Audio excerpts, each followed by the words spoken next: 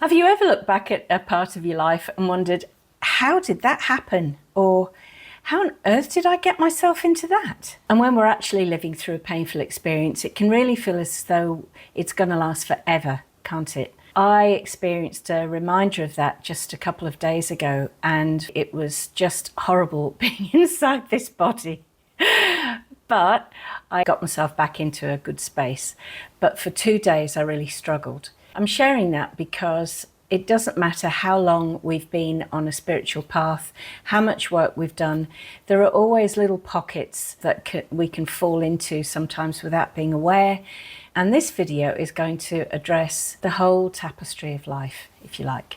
One of the main reasons that people have come to me for intuitive tarot readings is because they are looking for a light at the end of the tunnel. They want reassurance that life isn't going to be like this forever. They often come because they want a different perspective on what's going on, which can help them to move forward. Because pain can really narrow our focus, and when we're inside of it, that's all that seems to be happening right now. In the moment, we can't see that life is still moving, that circumstances will change, and that this is only one small section of our life. It's a little like standing way too close to a tapestry. From close up, we may only see like really strange stitches or colours that don't seem to go together and really not understand what's going on. And it's only when we step back and look at the whole tapestry or a bigger section of it that we get an idea of what the picture is. Stick around to the end because I've also got a short guided meditation that can help you lead to brighter choices in your life. More than 30 years ago, I received 14 downloads that came to me in my head while I was meditating. I called them soul transmissions. And today's transmission, as you might have guessed, is called Tapestry of Life. It follows on beautifully from the last soul transmission called Expression of Life, which said that from a soul's perspective, all experiences are bliss. Now, that doesn't mean that every experience feels blissful when we're right in the middle of it. Clearly, it doesn't. But perhaps the soul sees the whole of our life differently. It can see the whole picture rather than how we're living it one moment, one decision, and one thread at a time. Now, as an artist, I know that a painting needs contrast. If the shading is too weak, the whole painting can look really insipid. But if you put a dark colour right next to a bright colour, it really makes the whole painting pop. The contrast gives the picture depth, shape, and life. And perhaps our lives are like that too. The muted colours belong, the dark faces belong, and the dazzling colours belong as well.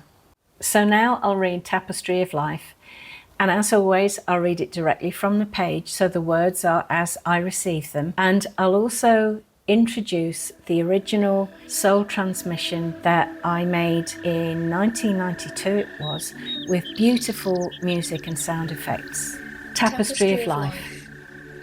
It doesn't matter what happens to me on a day-to-day basis. The fact of the matter is this: I'm alive. I'm experiencing life. I'm feeling my way through the rich tapestry of living. Whether I pick one coloured thread or another really makes no difference in the overall scheme of things. Because whatever colour I choose, I will be weaving a beautiful picture.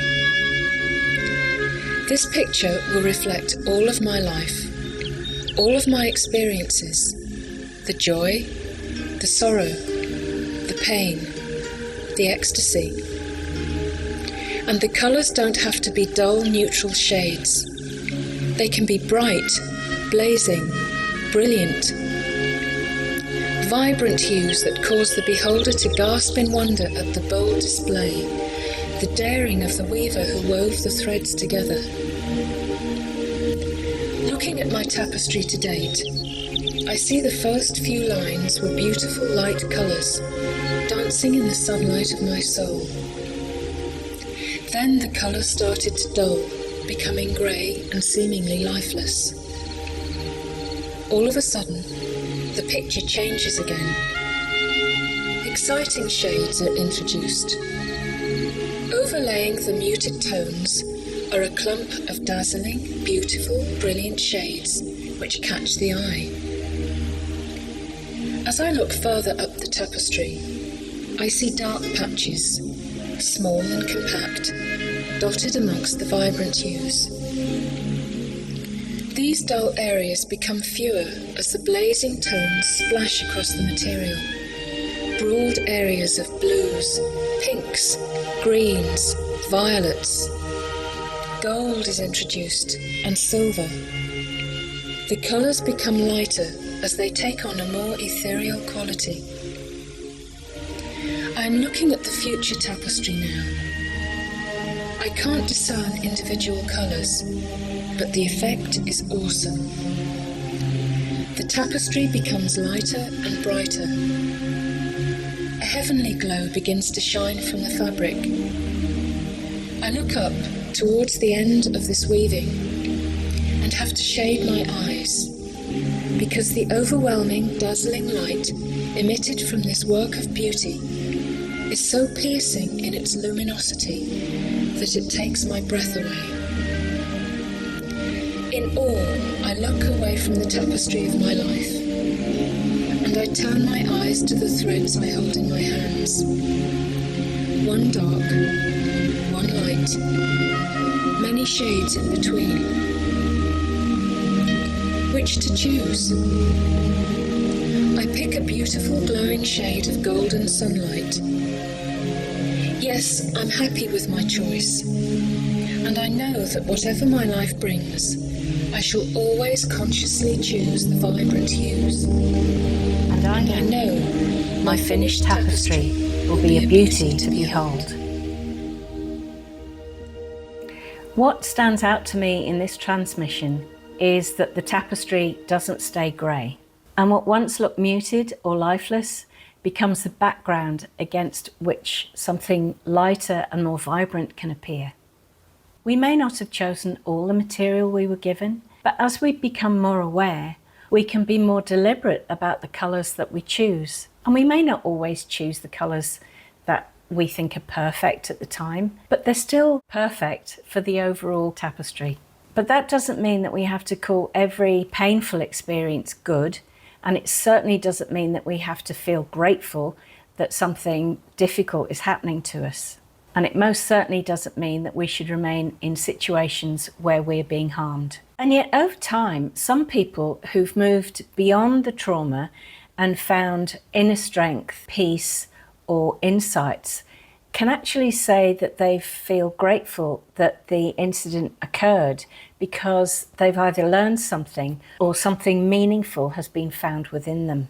And if I look back at my example from a couple of days ago, now that I'm back to my core essence feeling of everything's okay on the inside, and go, that was difficult at the time, but the insight that I've gained, I feel really good about that, because life can constantly teach us things, not always in the good times, but maybe especially in the difficult times, because those are the times where we can go really deep inside and dig out the core of something that has repeated itself over the years. And we can look at that core and we can go, actually, I can choose to respond differently in the future. And then I can move forward with a slightly wiser head on these shoulders. So in short, some people feel grateful when they've come to the other side of a trauma and they've healed it and they've gained insight for it. Not because what happened was right, and not because they should go and feel grateful because it happened, but because they value what they discovered within themselves as they healed. But once something has happened, we can't remove it from our history. We may try to ignore it or blank it out or forget it, and sometimes that can be a necessary psychological protection until we feel strong enough to be able to look at it. But the thread has already been woven. What we may be able to do with time and awareness is to understand it differently. And we may be able to make a different choice if a similar situation comes our way. We learn through awareness, and often it can be the difficult times in our lives that are strong enough that we awaken to that awareness. We may not be able to change what has already been woven, But we can become more conscious of what we weave beside it and what we choose from here. Here on Soul Return, we look at life from the soul's perspective. So rather than judging one experience in isolation, maybe we can take a step back and ask, what has my soul already explored in this body and through this life? Have I experienced the depths as well as the highs? Have I lived mostly on an even keel, choosing safety and familiarity?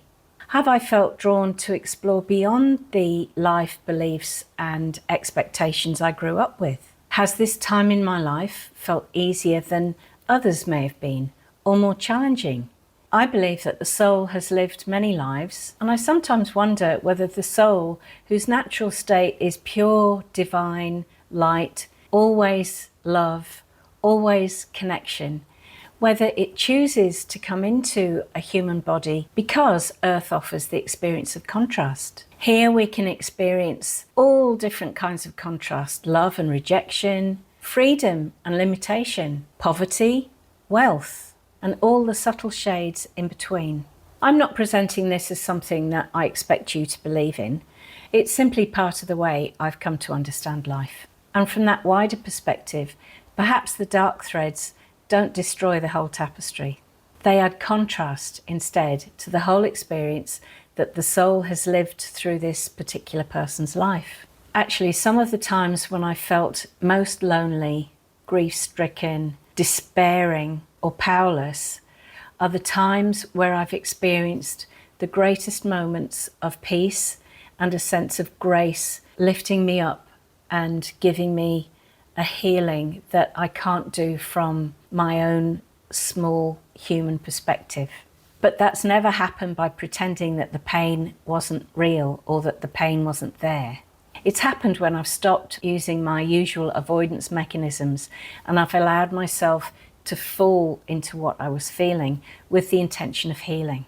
I've allowed myself to feel the loneliness, the despair, the grief, or the powerlessness fully in my body, where it's been gnawing away at me. Maybe my stomach has been clenched and tight. And somehow, when I've surrendered to the feeling instead of fighting it, and I've called upon a power greater than myself to take away the feeling, the body sensations, and the cause, the pain has just gradually subsided, and I've experienced a profound sense of peace beneath it. It's a sense that grace was able to hold and take away everything that I was feeling that was causing me suffering. I'm speaking from my own experience now, and I'm certainly not asking anyone to force themselves into feeling emotions that they're not ready to face or to feel, particularly without support. Sometimes we need to approach a very painful thread very gently and in our own time. One of the things I really love about this transmission is that we are both the weaver and a part of the weaving. Yes, we make choices, but we don't control everything. Other people make choices that affect us. Circumstances change, bodies age, opportunities appear or disappear, and life sometimes places threads into our hands that we wouldn't consciously choose. So I don't believe it's as simple as saying we create absolutely everything that happens to us. We have agency, yes, but we don't have total control. We help shape the tapestry, and the tapestry also shapes us. We choose some of the threads, and sometimes life gives us a thread and asks, what you going to do with that one? And sometimes, as we grow older, we realise that we have more conscious choice than we used to believe when we were younger, and we begin to think beyond the programmed box that we've lived within. But a vivid new thread for one person may not look dramatic to someone else.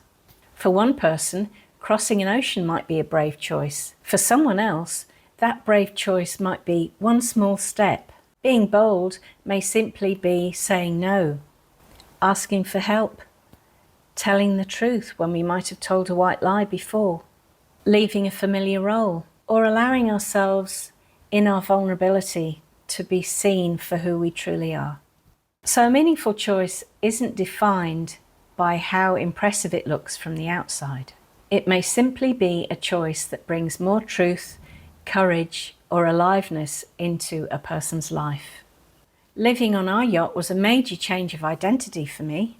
I had to consciously embody being a full-time sailor and step into a life where sailing, filming and editing became full-time.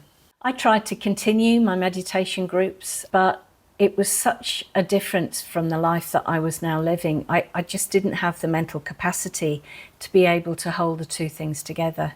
So eventually I chose to let that life recede into the background so that I could focus fully on the life that I was living on board. And now I'm really glad that I did. Then returning to Australia brought another big shift. I had to leave my sailing identity behind and find my feet again in a more ordinary working life. But I'm not returning as the person that I was before. I'm returning with more life experience, a deeper appreciation of community, a clearer sense of what freedom costs, and the perspective that comes with travelling and sometimes coming far too close to losing it all. And now I'm bringing all of these different threads together as I share these soul transmissions with you that I received decades ago. Kind of come full circle. When I originally wrote these transmissions, I had no idea what to do with them. For many years, actually, they kind of looked like a loose thread, something meaningful, but I wasn't too sure where that thread fit into my life. And perhaps its place in the design simply hadn't become visible yet. But now, in my 60s, I can look back at earlier parts of my life with a different appreciation. I can see connections that I couldn't see while I was living through them. Maybe for all of us, it's better not to decide at the time that a certain part of our life has been wasted. We may simply need more distance from those threads so that we can see how they fit into the tapestry of our life.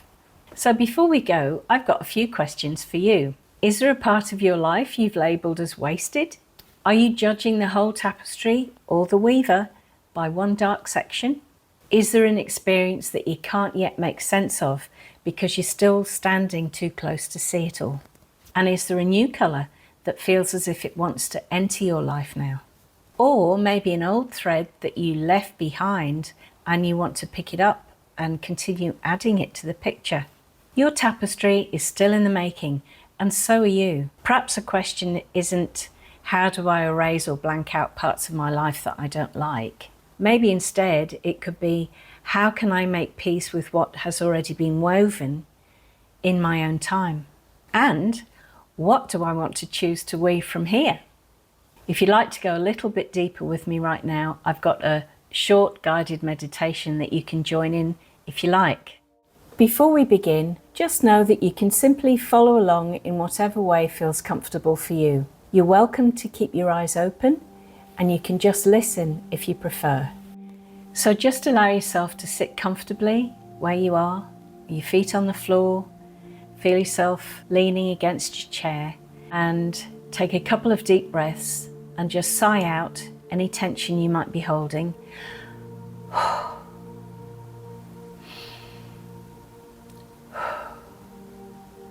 And if it feels comfortable, close your eyes. Begin by imagining that your whole life is a tapestry. Notice the colours, the shapes. How does your tapestry present itself to you?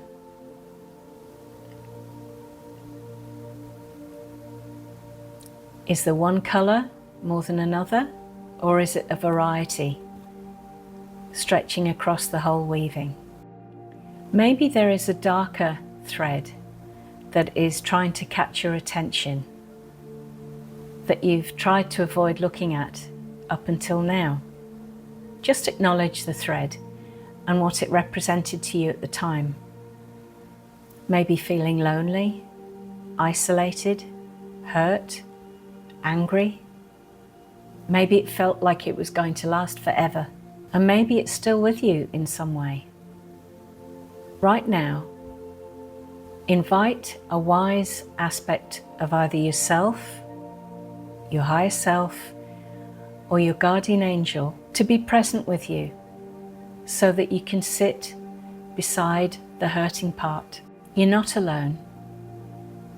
You don't have to do this by yourself. You have your spirit family with you.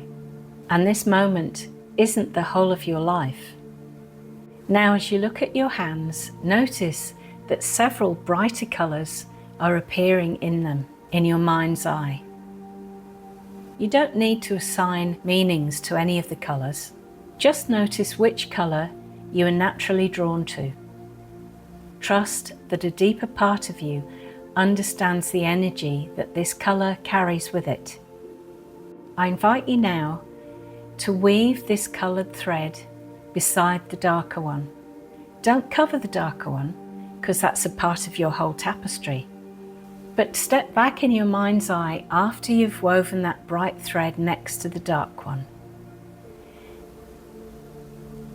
And notice how the new colour has started to change the picture.